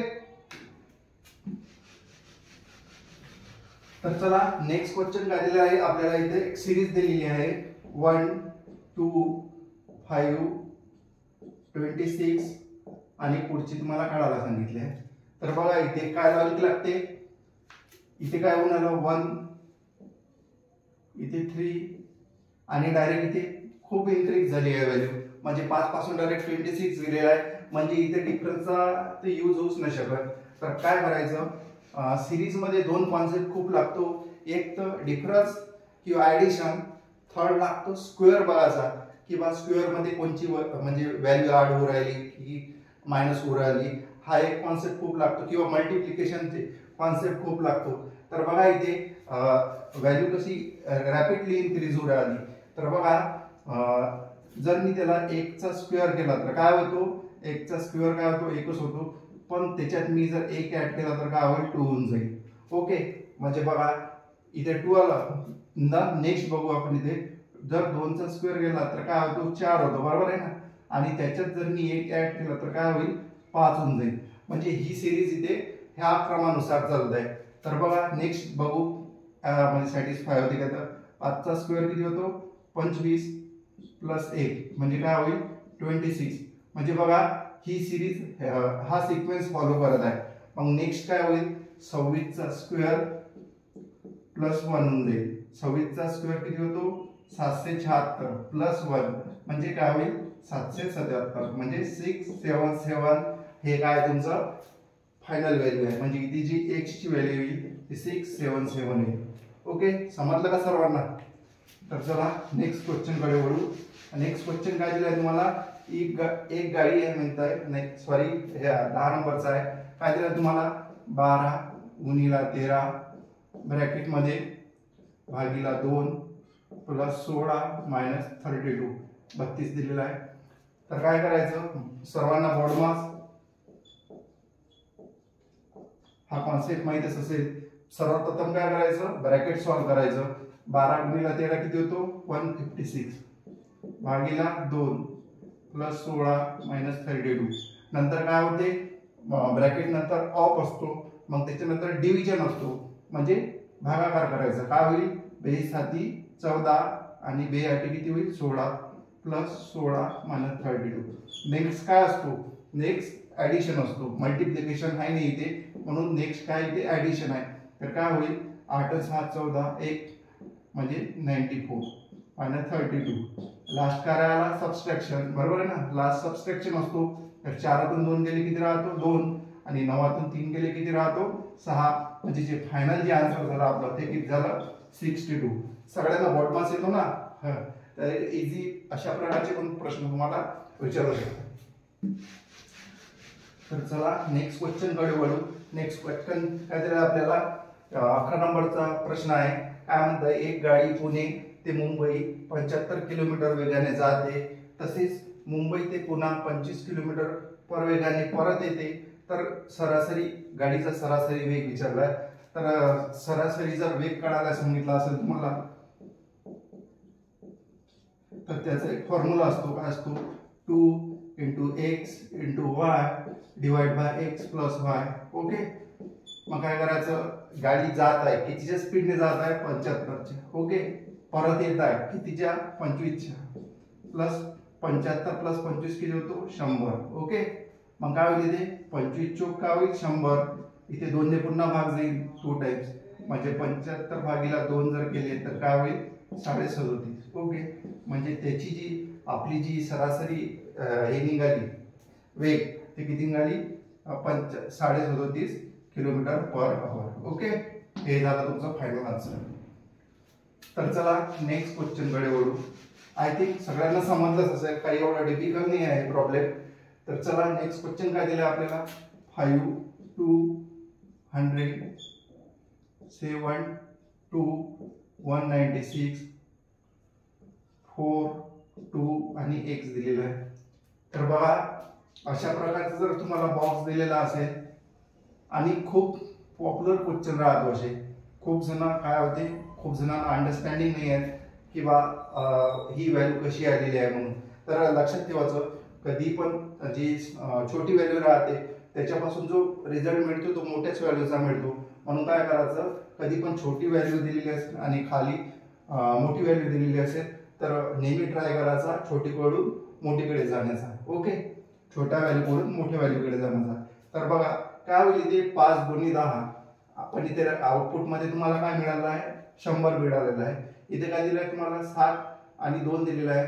मग 7 आणि 2 काय होतं, 9 होतो. पण इथे काही लॉजिक लागत नाहीये. बघा जर मी 5 गुणिले 2 केलं तर काय होईल, 10. आता बघा मला 100 पर्यंत जायचं असेल तर काय करावं लागेल, एक तर 10 ने मल्टिप्लाय करावं लागेल किंवा 10चा स्क्वेअर करावा लागेल. तर काय होईल, 10चा स्क्वेअर जर केला मी तर काय होईल, 100 होऊन जाईल.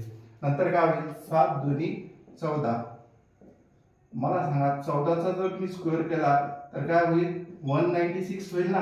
हो, म्हणजे इथे जे दोन्ही याला मी लॉजिक लावले आहे ते सेम लावलेले आहे. त्या म्हणून काय होईल, इथे थर्ड जी ही व्हॅल्यू आहे आपल्याला x ची काढा सांगितली, तिथे पण सेम लॉजिक लागेल. काय होईल, 4 दुनी 8 होऊन जाईल. 8चा स्क्वेअर किती होतो, 64. म्हणजे तुम्हाला इथे x ची जी व्हॅल्यू काढायला सांगितली आहे ती किती आहे, 64. ओके, समजलं का सर्वांना अशा प्रकारे काढलं तर. चला नेक्स्ट क्वेश्चन कडे वळू. नेक्स्ट क्वेश्चन दिलेला आहे आपल्याला, एका वर्तुळाची त्रिज्या जर 28 सेंटीमीटर असेल तर त्या वर्तुळाचा परिमाप काढायला सांगितलं आहे. तर वर्तुळाचा जो परिधी म्हणतात, परिधी किंवा परिमाप म्हणतात, तर परिमाप काय असतो, 2πr असतो, बरोबर आहे. आणि तुम्हाला त्रिज्या म्हणजे रेडियस दिलेलीच आहे, किती दिली आहे, 28 सेंटीमीटर दिलेली आहे. तर बस इथे व्हॅल्यू पुट करायची आहे. आणि लक्षात ठेवायचं, पायची ही जी व्हॅल्यू असते ते 22/7 असते किंवा तुम्हाला दिलेली असेल 3.14. ओके, हे दोन पैकी एक दिलेलं राहील, त्याच्यावरून तुम्हाला व्हॅल्यू काढावं लागेल. आपण काय करू, 22/7 घेऊ. तर काय होईल, 22/7 गुणिला इथे काय होईल, व्हॅल्यू कशात दिली आहे तुम्हाला, रेडियस 28 दिलेली आहे, बरोबर आहे. मग इथे काय होईल, 7 चोक 28. मग इथे काय होईल, 44 गुणिला 4, बरोबर काय, 4 चोक 16. 4 चोक 16 आणि 1 17, म्हणजे 176 सेंटीमीटर. हे काय झालं, तुमचं आन्सर झालं. ओके, समजलं का सर्वांना. तर काय, चला 14 नंबरचा क्वेश्चन काय म्हटलाय, 72 लोकांच्या एका वर्गात नेहाचा क्रमांक सुरुवातीपासून 27 आहे, तर तिचा क्रमांक शेवटून कितवा राहील. तर याचा एक फॉर्म्युला असतो, म्हणजे एकूण संख्या बरोबर काय असते, म्हणजे सुरुवातीपासूनची संख्या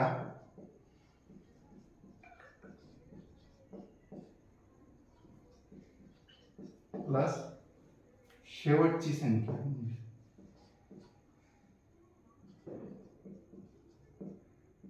मायनस काय होईल, 15. बरोबर आहे. आता काय होईल, तुम्हाला काय म्हटलंय, एकूण लोकसंख्या किती दिली तुम्हाला, 72. सुरुवातीपासून किती दिलेली आहे, 27 दिलेला आहे, प्लस शेवटची काळाची आहे तुम्हाला, समजा मी त्याला x मानलं, -1. आता सांगा मला 27 मधून 1 गेला किती राहतो, 26.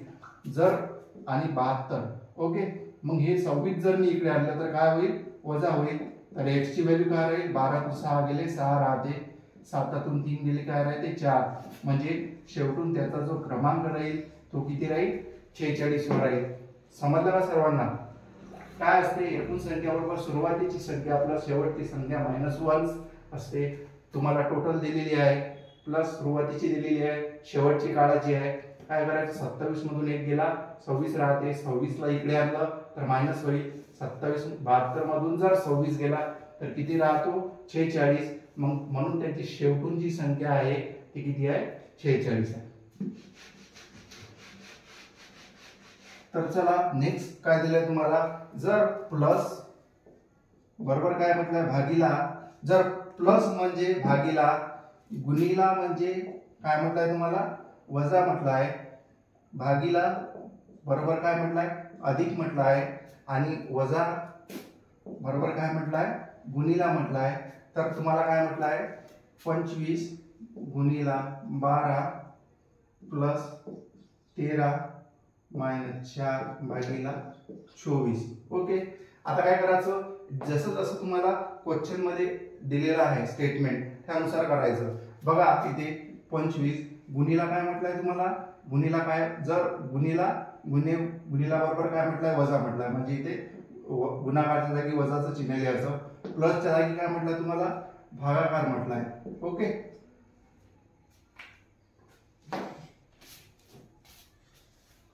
ओके मित्रांनो, इथे एक थोडं करेक्शन आहे, इथे 13 नाही आहे, इथे 3 दिलेला आहे. ओके, तर इथे काय होईल 12 भागीला 3 दिलेला आहे, इथे वजाच्या जागी काय दिलेलं आहे तुम्हाला गुणाकार दिला आहे 4. ओके, हा आणि काय म्हटलंय पुन्हा भागीला काय म्हटलंय प्लस होईल 24. बरोबर आहे, भागीच्या जागी तुम्हाला काय म्हटलंय अधिक करा म्हटलंय.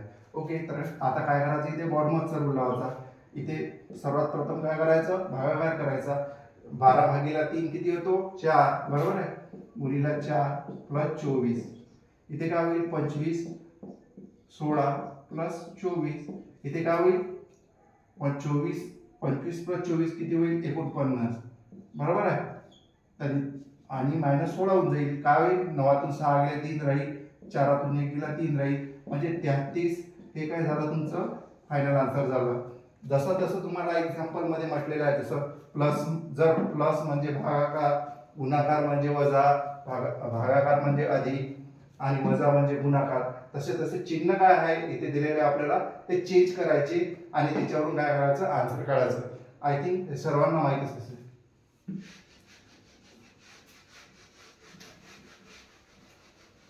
तर चला नेक्स्ट क्वेश्चन दिलाय आपल्याला. इथे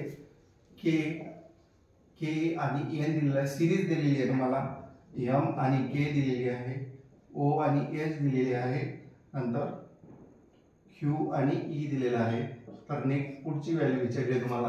आता काय करायचं, इथे अल्फाबेट सिरीज सर्वांना माहीतच असेल, के नंतर एम, एम नंतर ओ, क्यू नंतर काय येईल मग इथे बघा 3 चा डिफरन्स काय होईल, K L M N O P Q R S. Okay, सर्वांना अल्फाबेट सर्वांना माहित नसेल म्हणा, कारण की आणि माहित असणे गरजेचं आहे. काय होते, जर माहित असेल तर टाइम वेस्ट नाही होत, जर माहित नसेल तर लिहावं लागते. बरोबर आहे ना. तर मला सांगा, इथे के नंतर एम आहे, एम नंतर ओ आहे, ओ नंतर क्यू आहे आणि क्यू नंतर काय राहील इथे एस राहील. बरोबर आहे, इथे काय आहे एन नंतर के आहे, के नंतर काय आहे एच आहे, 3 चा डिफरन्स चालू आहे, इथे एच नंतर ई आहे आणि ई नंतर काय येईल मग बी.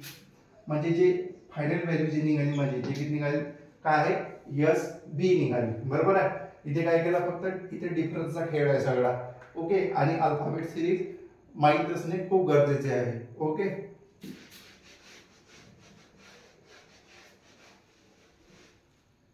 तर चला नेक्स्ट क्वेश्चन काय दिला तुम्हाला 62 54 44 36 28 आणि 22. याचा काय म्हटलंय तुम्हाला ऍव्हरेज काढायला सांगितलंय.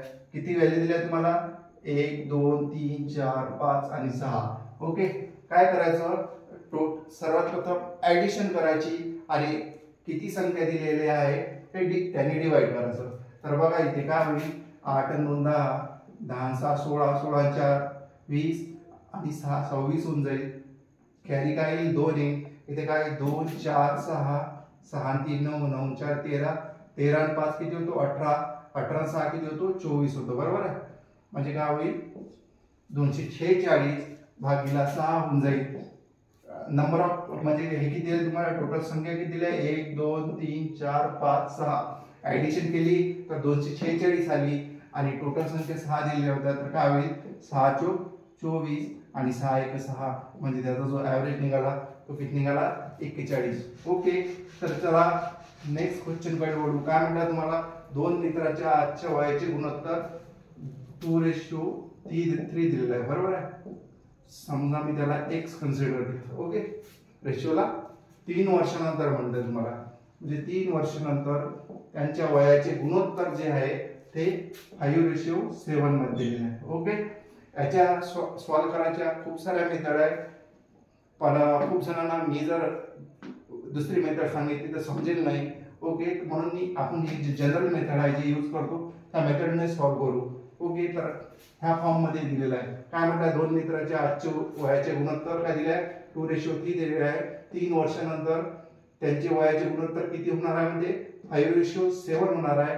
तर त्यांचे आजचे वय काढायला सांगितले आहे. ओके, काय होईल इथे, 7 2 14 प्लस 7 3 21 5 3 15 आणि 5 3 काय होईल 15 होऊन जाईल. ओके, हे समजलं का सर्वांना. क्रॉस मल्टिप्लिकेशन केलं मी, नंतर काय होईल, 14 मधून 15 गेले x राहील आणि 21 मधून 15 गेले किती राहतो, 6 राहतो, बरोबर आहे.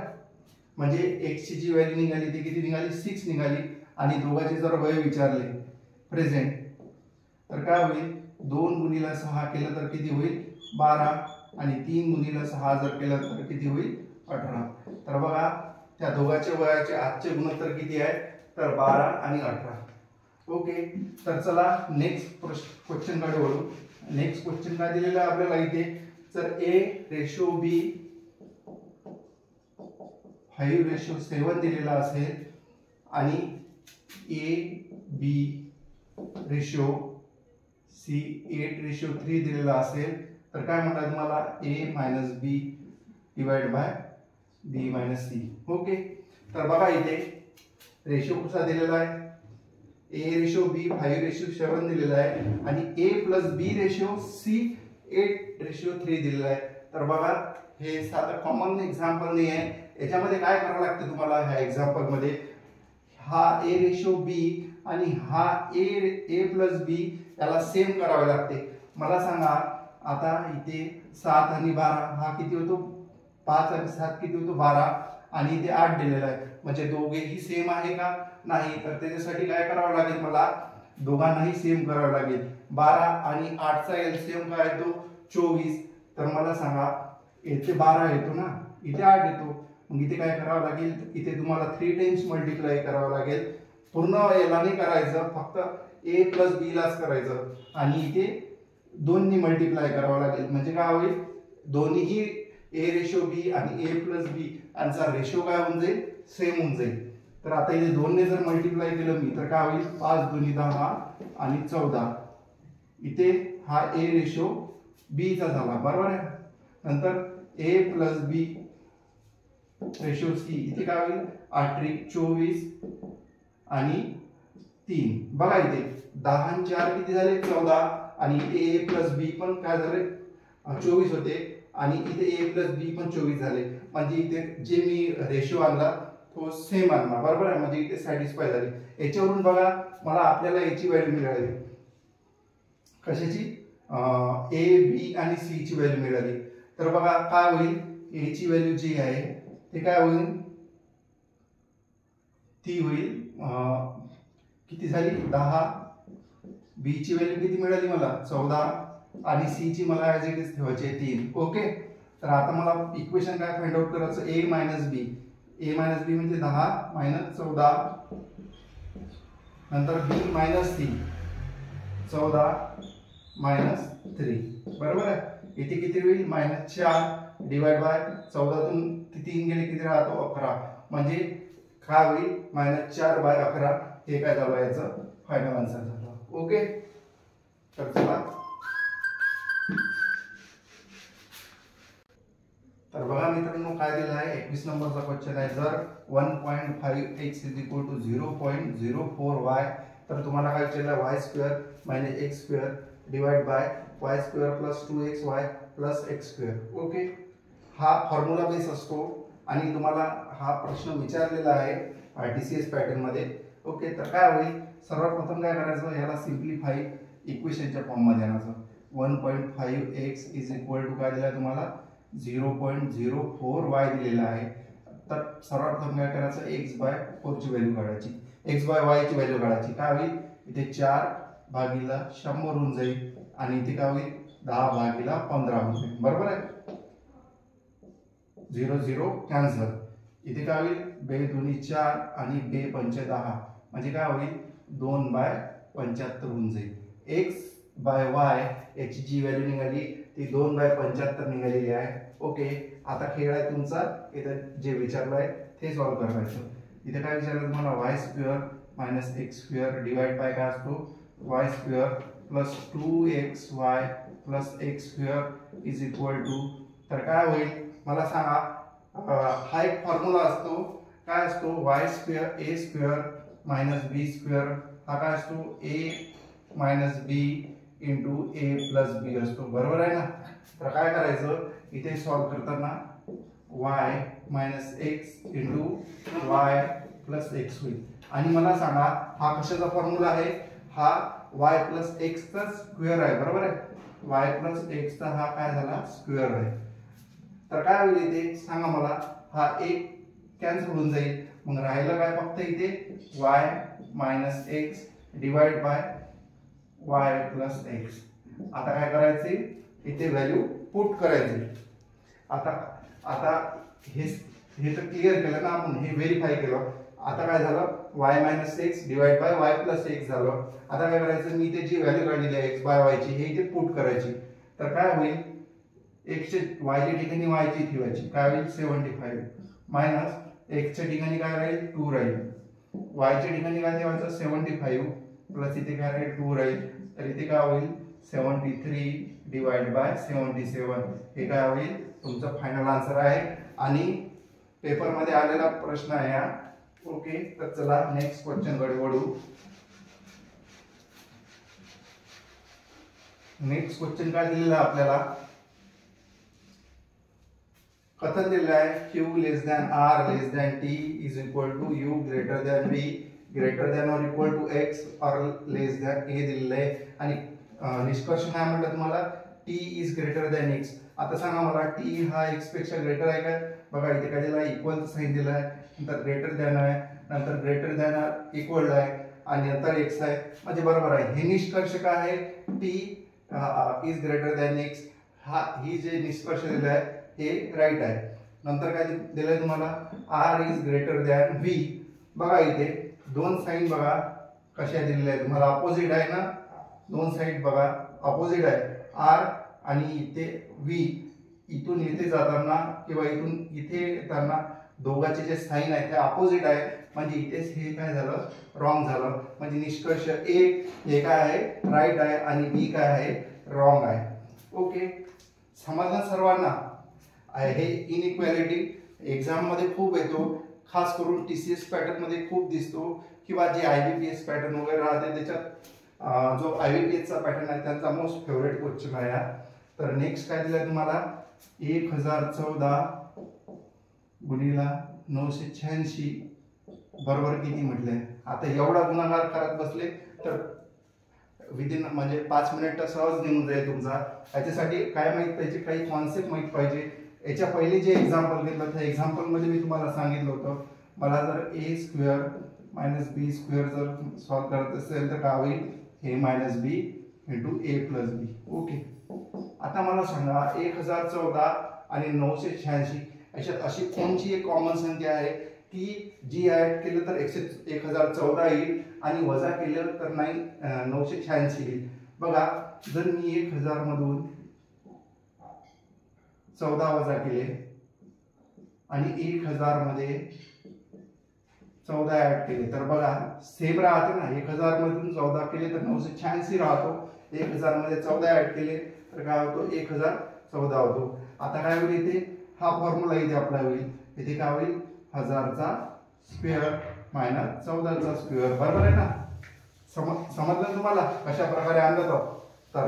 आणि नेक्स्ट काय होईल 1000 चा स्क्वेअर करायचा. 1000 चा स्क्वेअर किती होतो 1 मिलियन होतो, बरोबर आहे. मायनस 196 वजा करायचे तर काय होईल 4 राहील. इथे काय होईल 0, इथे 8, इथे 9, इथे 9, 9 म्हणजे 9,99,804 हे काय झालं तुमचं फायनल आन्सर झालं. समजलं का सर्वांना कशा प्रकारे केलं तर. ओके, तर चला नेक्स्ट क्वेश्चन कडे वळू. नेक्स्ट क्वेश्चन काय दिलंय आपल्याला, फेवरेट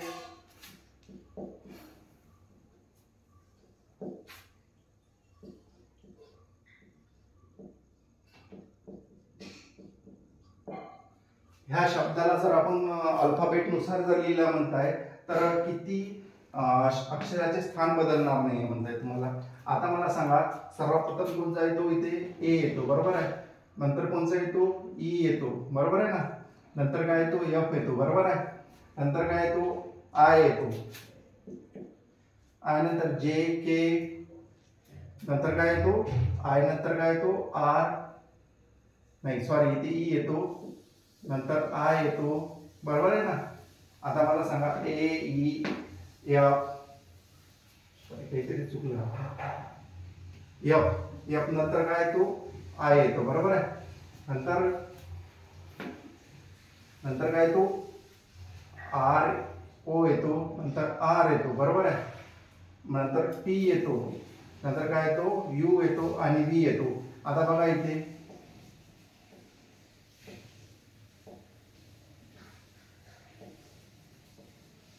इथे किती शब्दाचं स्थान बदलणार नाही, म्हणजे बदलणार नाही म्हणताय तुम्हाला.